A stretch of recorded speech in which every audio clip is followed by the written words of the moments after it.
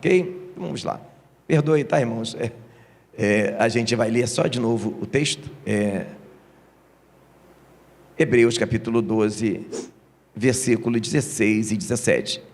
E ninguém seja fornicário ou profano como Esaú, que por um manjar vendeu o seu direito de primogenitura.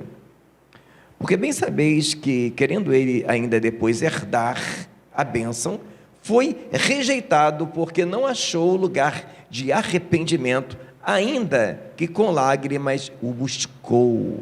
Parece assim uma coisa assim, meio um tanto assim, cruel, né? Poxa, ele se arrependeu, ele chorou e não alcançou lugar de arrependimento. Parece que Deus está sendo cruel com ele, mas não, irmãos. Ao contrário, assim como Esaú, Deus deu todo um tempo para Saul se arrepender.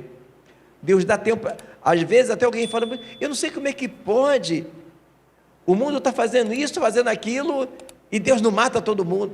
Pois é, até do diabo, Deus deu um tempo para ele.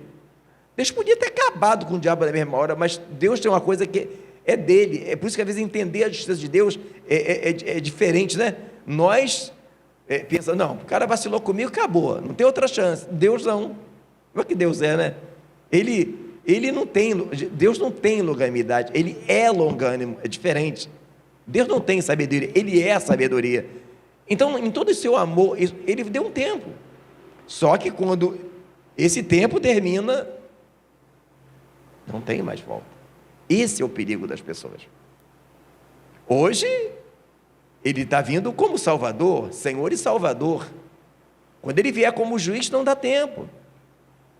Só que às vezes nós não percebemos que só há dois tipos de crentes: o crente Jacó e o crente Esaú. E as pessoas têm sempre que optar pelo hoje e pela eternidade.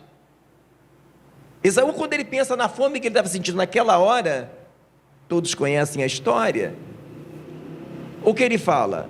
Eu estou morrendo de fome. O irmão fala, ó, só te dou essa comida.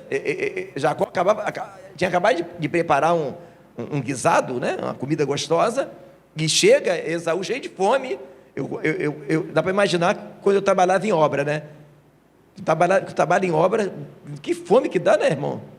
Acha aquele cheiro de cimento, tu come até vergalhão se deixar, de fome que tu chega. Dá para imaginar o Esaú chegando, babando de fome, aquele cheirinho, o que ele pensa? Que se dane a minha primogenitura, manda essa comida para cá. Ele falhou, só que veja bem, não é o fato que ele falhou ali, que ele tinha perdido tudo. O problema é que todo o período que passa de quando acontece o evento até o dia dele ser abençoado, não há registro de arrependimento. Então, Deus, ele perdoa a gente quando nós nos arrependemos, só que ele dá um tempo para se arrepender, e ele deixou vazar.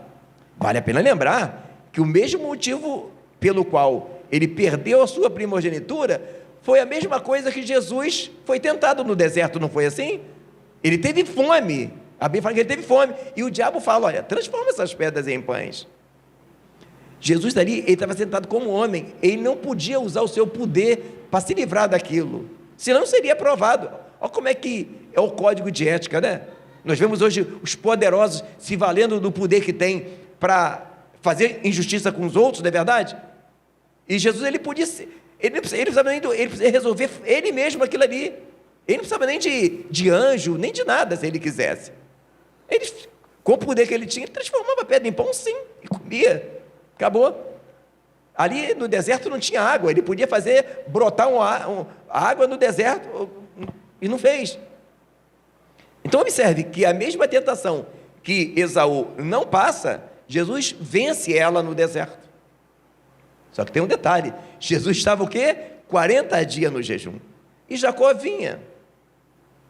E o interessante é que se fizermos um paralelo entre Esaú e Jacó, Caim e Abel, é a mesma coisa. Quando nós olhamos para a história de Esaú, nós percebemos isso, que Deus deu um tempo para que ele se arrependesse, mas ele só foi pensar na besteira que ele fez quando ele vê que ele perdeu.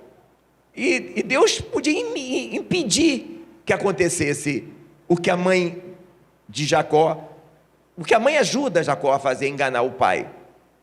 Mas aquilo ali, na verdade, não dependia nem muito do que a mãe ia fazer, porque ele tinha dado mesmo. Se a mãe, veja bem, se a mãe não fizesse aquilo, de qualquer forma, o abençoado seria Jacó, não Esaú.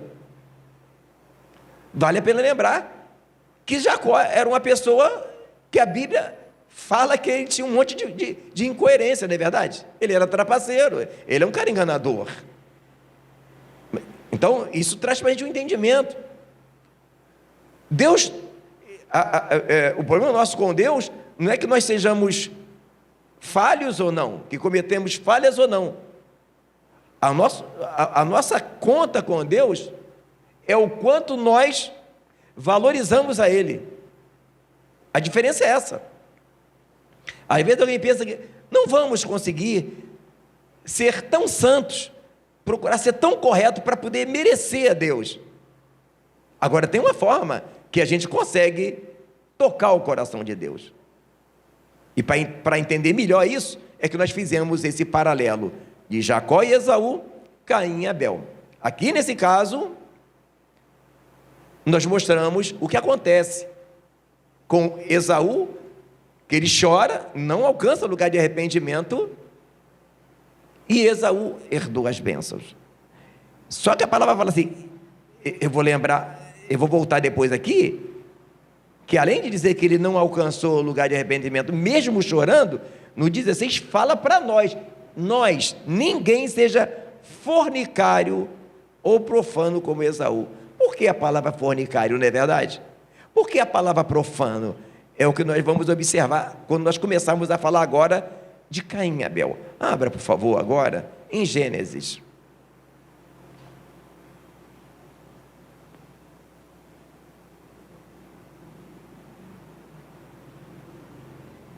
A gente vai dar uma olhadinha aqui na história, Gênesis 4.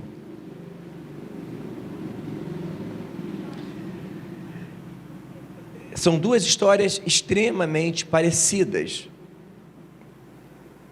E a gente vai observar por quê nessa mensagem. Eu confesso que eu não pretendia nessa noite que o culto fosse dessa forma, mas nós não temos uma direção a não ser o Espírito.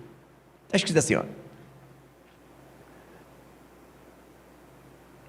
E conheceu Adão a Eva, sua mulher, e ela concebeu e teve Caim, e disse, alcancei do Senhor um varão.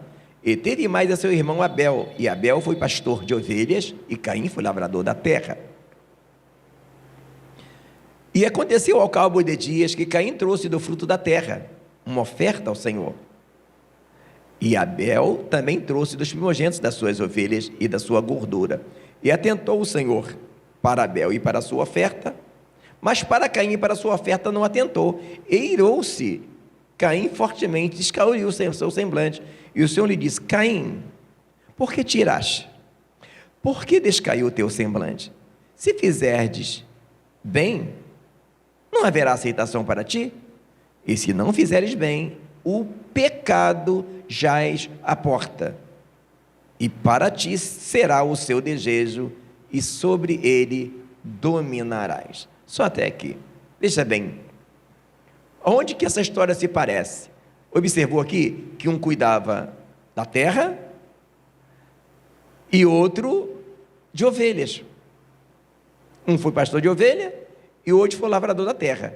Assim como era Caim e Abel, cada um nas suas... Talvez alguém pergunta, por que Deus atenta para a oferta de Caim, de Abel, mas para o de Caim ele não atenta? Às vezes as pessoas param, por quê? Obviamente,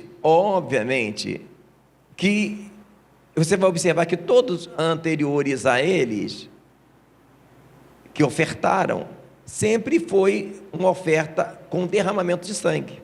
Isso aconteceu na vida de Abraão, aliás, vai acontecer na vida de Abraão lá na frente, Então, sem derramamento de sangue, não há remissão de pecados. Então, havia já em Abel o quê? O entendimento de como funcionavam as coisas. Mas o ponto maior não é nem esse, que ele poderia ter trazido sim a novidade, e Deus ter atentado. O detalhe está aqui. Quando Abel traz, ele traz das primícias das suas ovelhas. Versículo 4. E Abel também trouxe os primogênitos. Há algumas versões, tá? E trouxe das primícias das suas ovelhas. Percebeu? Primícias. O que são as primícias, irmãos? As primeiras coisas. Agora, quando nós lemos sobre Caim, trouxe Caim do fruto da terra, não fala de primícias. É isso. É dois tipos de crente que existe: o que dá as primícias para Deus e o outro que dá o tempo que sobra. É o caso de Caim e Abel, de Esaú e Jacó. Há o crente que valoriza as coisas de Deus e aborrece a sua vida para poder ter comunhão com Deus, abre mão. Tem até um louvor que fala: abro mão dos meus sonhos, mas aqui é fácil, na boca de cantar é mole. Quero ver se você vai abrir mesmo. E é aquela pessoa que ele abre mão dos seus sonhos desde que ele não negocia o tempo dele de buscar Deus para ter que fazer alguma coisa. E é aquele que negocia. Quando nós observamos o caso de Jacó e Esaú, a gente observa que ele não estava nem para a primogenitura dele, ele queria resolver o problema dele. E hoje, há muitos crentes que são assim. Ele quer resolver o problema dele, ele quer viver a sua vida, ele quer medir a sua vida como de todo mundo. Se fulano tem um nível social assim, eu tenho que ter também, que eu sou filho de Deus, e se eu tiver que não buscar o Senhor para poder ter esse nível social, eu vou fazer, porque ele não entende o que é a primícia. Então aqui nós vemos a diferença de Caim para Abel, é que Abel trouxe das primícias, não foi nem o detalhe de haver derramamento de sangue. Se Caim traz as primícias, seria diferente. Agora, detalhe, Deus não falou que não tinha jeito para ele. Se ele é uma pessoa humilde, o que ele faria? Ele simplesmente ia chamar o seu irmão e ia falar assim: ô Caim, ô Abel, a minha oferta não foi aceita, o que eu fiz de errado? Me explica aí. Ele não teve essa humildade. Quem sabe Abel ia falar: olha, eu dou uma ovelha para você fazer, ou explicar para ele como funciona. E hoje nós vemos o mesmo tipo de crente. Nós estamos chegando ao final do ano, vai começar um novo ano, e o que nós fizemos que deu certo nesse ano, e o que nós fizemos que não deu certo, e o que eu observo na vida de muitas pessoas que não deu certo, foi justamente atitudes iguais a de Caim, atitudes igual a de Esaú. Nós vamos observar, se continuarmos a história de Caim e Abel, depois que Deus fala para ele: olha Caim, se bem fizeres, haverá aceitação para ti, mas se mal fizeres, o pecado já à porta, e o seu desejo será para ele, ele prefere matar o seu irmão. Então, há dois tipos de crente. Há o tipo de crente que ele quebra a cabeça e observa onde é que eu errei para poder resolver, e aquele que não, aquele que prefere fugir do problema ou fazer algo extremo. No caso, ele matou seu irmão. Há várias formas das pessoas fugirem de situações embaraçosas, ao invés de enfrentá-las e procurar observar onde eu falhei esse ano, por que deu errado. Porque Deus não falha, Deus não mudou. Todo mundo observar aqui, voltando para Hebreus, que ele fala que ninguém seja fornicário ou profano. Por que profano? Profano porque Esaú olha para a primogenitura e olha para um prato de comida, ele bota em pé de igualdade. Ele profanou. Tem pessoas profanando. O quê? Ele troca o tempo de ele buscar o Senhor, de estar em comunhão com Deus, ou na congregação, ou em casa, por outra coisa. Ainda fala, Deus sabe de todas as coisas, e vai deixando isso acontecer. Se sobrar tempo, nós buscamos a Deus. Se não sobrar, ele se esquece que o evangelho que ele aceitou diz dessa forma: quem não aborrecer a sua própria vida, não é digno de ser meu discípulo. Por isso que eu estou falando de galardão. É necessário que aquele que se aproxima de Deus creia que Ele existe e que é galardoador daqueles que o buscam.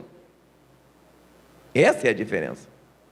Então, ser profano é lidar com a nossa vida espiritual, lidar com a nossa comunhão de qualquer maneira, sem pensar que a nossa carne não se converte e ela pode nos dar uma surpresa desagradável.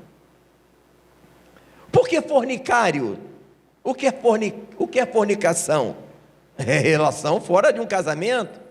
O que é fornicar aqui? É a pessoa que ao mesmo tempo ele está sendo fiel ao noivo, que é Cristo, e ao mesmo tempo ele está dividido. Esse mesmo fornicário aqui vai aparecer lá em Tiago: adúlteros e adúlteras, não sabeis vós que a amizade do mundo é inimizade contra Deus? Isso aqui não está falando de ser amigo de pessoas do mundo, não. Aqui está falando de ser amigo das coisas do mundo, a soberba da vida, a glória da vida. Muitas pessoas, por causa das glórias dessa vida, ele negocia o seu tempo de buscar a Deus. E aí, o problema, a conta chega, igual chegou para Esaú, na hora de ser abençoado, ele perde, ou a conta chega quando acontece algum problema. Nós estamos hoje no Brasil diante de um grande impasse. Observe como estão reagindo muitos crentes a toda essa turbulência que está acontecendo no Brasil.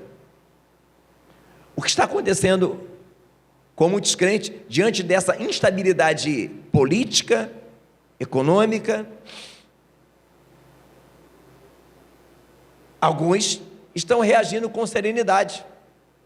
Outros, quantos irmãos que não tiveram tempo para Deus, estão nas portas dos quartéis clamando socorro ao exército? Mas não tiveram esse tempo para buscar a Deus. Mas pastor, como é que você sabe? Daí você está julgando. Simples. Que se eles tivessem tido tempo com Deus de buscar a Deus, na hora que o problema acontecesse, a arma dele seria outra. Eu não estou questionando quem vai, não. Mas entenda bem. Jesus chama alguém, está lembrado? Aí ele fala: Senhor, eu vou te seguir, mas deixa primeiro eu enterrar o meu pai. Ele fala: deixa os mortos enterrar os seus mortos. Ele não fala assim: não vai enterrar o teu pai não, que isso é pecado. Não, tem alguém para fazer isso.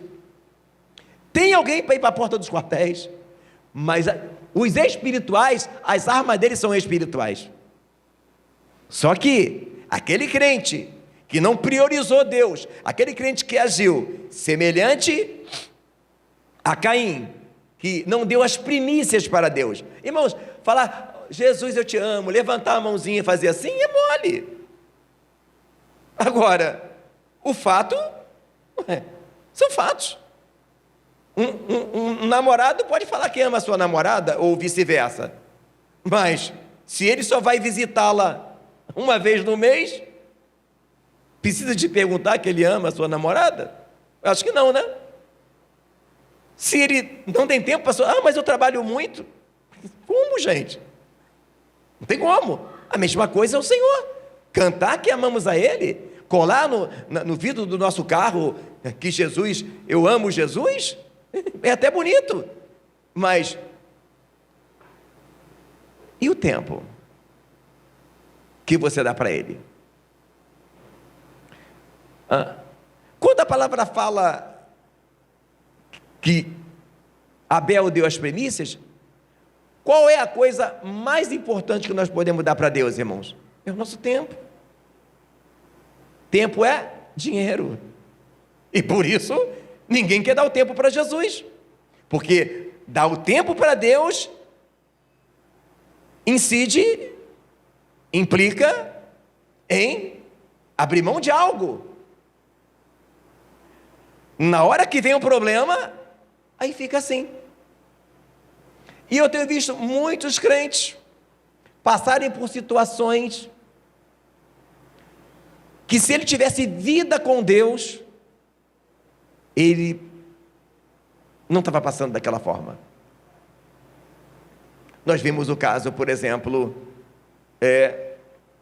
de pessoas que estão indo para lá. Já vi casos de casamentos sendo destruídos porque a mulher vai para frente dos quartéis e larga a família. Pois é. E nós vemos o que acontece. Amados, se só o que aconteceu... Irmãos, tem crente em depressão, tem crente com síndrome do pânico só por causa do resultado das urnas. Irmãos, imagina bem se a coisa piorar. Já imaginou, irmão Ricardo? A chapa não está nem quente, né? A chapa só deu, o quê? 100 graus? 100 graus, né? Imagina se chega a 500. Irmãos, é a mensagem que Deus tem falado no meu coração. Que tipo de crente é você? É Caim? Ou é Abel? É Jacó ou Esaú? O pior vai ser no dia do juízo final, ok? Mas antes que isso aconteça, situações têm acontecido aonde nós percebemos que tipo de crente as pessoas são. Irmãos, tem crente que está tão desconectado. Eu tenho visto crente corre tanto para ganhar dinheiro e não tem tempo para buscar Deus. Aí daqui a pouco eu vi acontecer, irmão, diante dos meus olhos, faz um negócio errado, toma-lhe um prejuízo enorme. Esses dias eu vi um caso de um irmão que, na hora de ele estar na igreja, ele não foi para a igreja nesse dia. Aí foi fazer algo. Deram um golpe nele, ele perdeu mais de 4 mil reais. O que Deus quis falar para ele? Tu trabalhou a semana inteira, tu não podia dar o domingo para me buscar? Ele se assustou com aquilo que ele ouviu. Entende? Sabe esses golpes que eles dão telefonando? Irmãos, um crente cheio de Espírito Santo, né? Alguém vai ligar para ele e falar assim: olha, eu estou com a tua mãe aqui, coloca 5 mil na minha conta, senão eu vou matar ela. Se ele está ligado com Deus, ele vai ter o quê? Paciência. Na vossa paciência é possuir as vossas almas. Ele vai ter serenidade. No desespero, ele mandou o dinheiro. Percebe? Todas as coisas contribuem para o bem daqueles que amam a Deus e são chamados pelo seu decreto. Às vezes, Deus deixa situações acontecerem para tentar fazer a gente acordar que a gente não está lidando bem. Isso são sinais pequenos. Agora, vem tudo isso acontecendo e pessoas em depressão, porque o seu candidato não ganhou a eleição. Por que isso? Quando nós estamos agindo como agiu Jacó, como agiu Abel, dando para Deus o centro da nossa vida, quando acontece um caso desse, espera aí, meu filho, deixa eu fazer uma oração primeiro, eu vou até colocar o dinheiro na sua conta, mas vou orar primeiro. Eu vi um caso, irmão, isso foi Está no YouTube. O cara ligou para uma irmã para fazer esse golpe e ela evangelizou ele. Irmãos, nós estamos num momento que não dá mais para viver sem estar cheio do Espírito Santo. Quem quiser tentar, eu respeito a opção. O meu conselho é: hoje nós vivemos num tempo que não dá mais para viver sem estar cheio do Espírito Santo. Os golpes financeiros, eu não caio. Cai, irmãos. Cai. Esse dia me contaram um caso de um camarada que ligou, dizendo que estava não sei aonde para uma mulher, que podia mandar um dinheiro para ele, e ela mandou acreditando. Esses tempos atrás, teve famosos caindo em golpe de pirâmides, irmão. Nós estamos diante de um momento de roubos, violência. Nunca foi bom não viver cheio do Espírito Santo, mas estamos vivendo num momento que não dá mais. Então, olhando para esse ano que passou, as coisas que aconteceram no decorrer do ano, o que Deus quis falar para você, o que Deus quis falar para mim. Às vezes Deus deixa acontecer coisas conosco para nos alertar que algo não vai bem, e as pessoas não percebem. Nós vivemos num momento em que muitas pessoas estão sofrendo sem necessidade. Se elas estivessem dando as primícias para Deus, se elas estivessem valorizando a sua primogenitura como deveria, por quê? Nós somos primogênitos.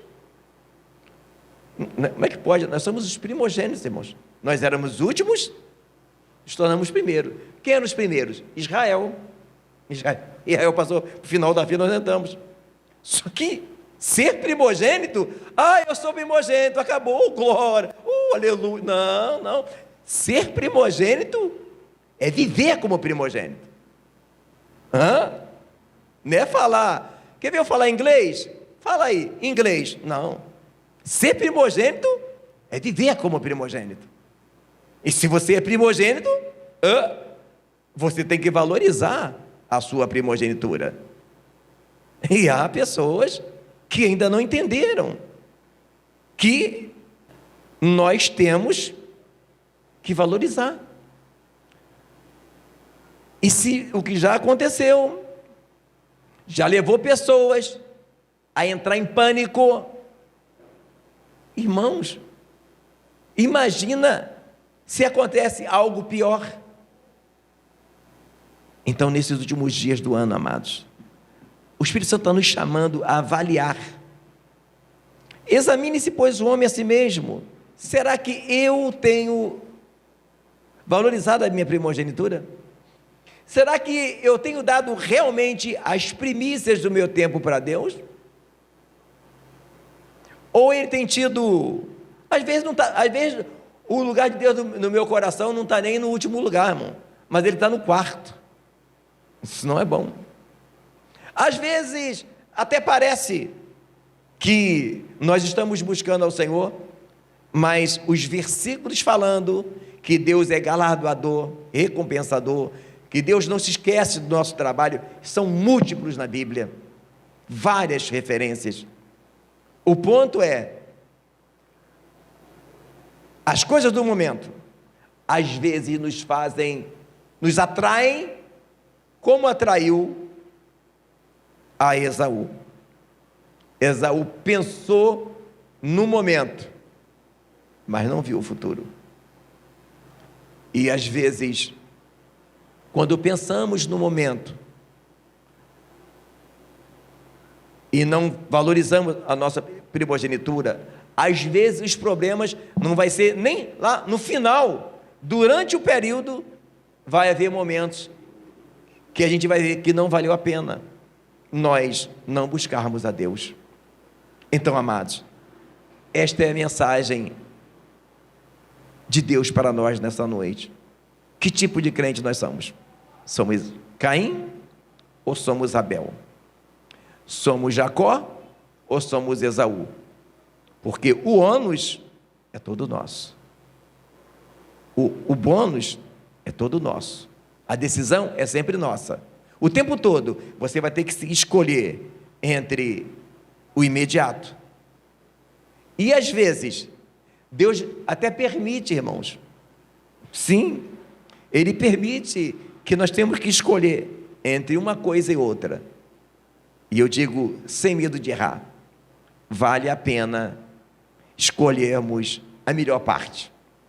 Vale a pena priorizarmos o Senhor. Porque eu ou você pode até ficar devendo alguma coisa para alguém, mas Deus nunca fica devendo nada para ninguém. Ele é fiel. Vamos orar?